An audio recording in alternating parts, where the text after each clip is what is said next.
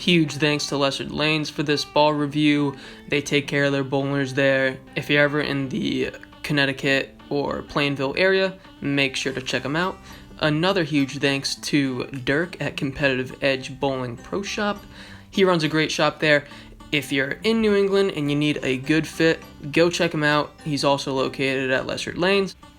So my stats are going to be in the description below, but all you need to know is that I am a cranker for sure, and I'm going to be playing pretty deep.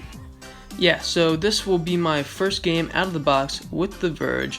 I believe I shot 257.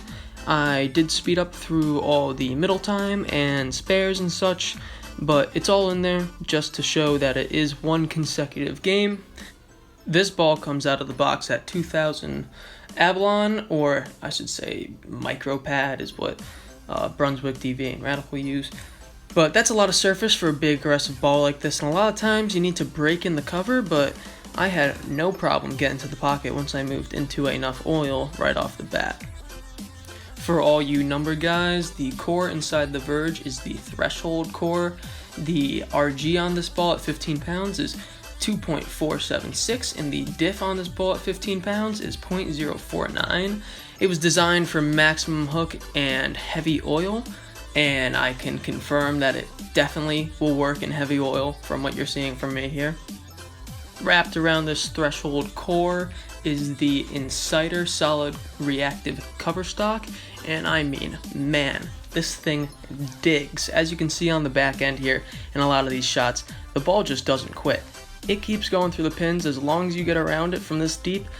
The ball does not quit, and that's one thing I noticed immediately about this ball is a lot of these big, solid, sanded, symmetrical balls, you know, they burn up in the friction really early, and a lot of the times you can't move way left with them. You need pearls to move way left, but this ball retained a ton of energy and still went through the pins even when you got super far left.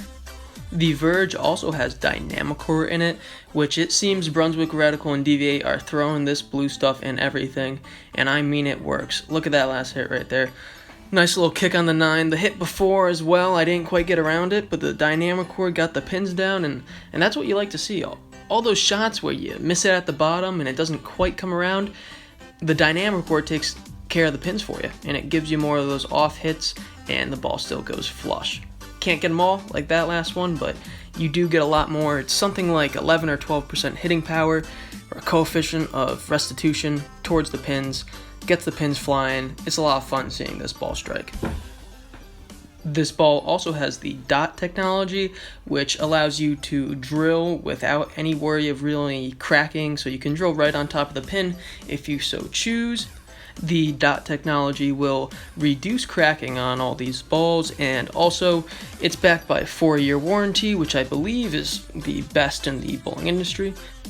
So right now with this ball, we're bowling on probably games, the end of game 2, start of game 3 in league. This was the demo pair for a seminar, pro shop seminar that Brunswick held earlier today. So I'd say on the freshen league, I'm probably around 4th arrow, but right now I'm moving into 5th on this shot right here, and man, this ball keeps going through the pins, and that Dynamicore just about kicks everything out.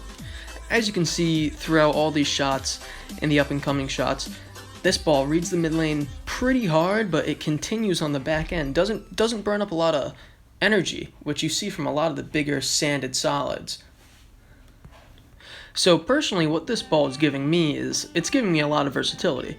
On some of these shots, I'm able to play between 4th and 3rd, and on some of these shots, I'm able to get all the way into, say, even 7th arrow loft in the gutter, as you'll see later.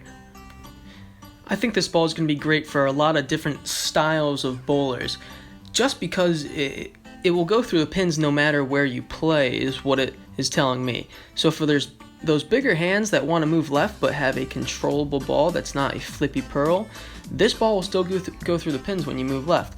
And for those straighter players, I think the ball is going to dig in the oil when you miss left and hit the puddle, but it's not going to go flying off the friction like a pearl may if you miss right and hit early friction on your house shot.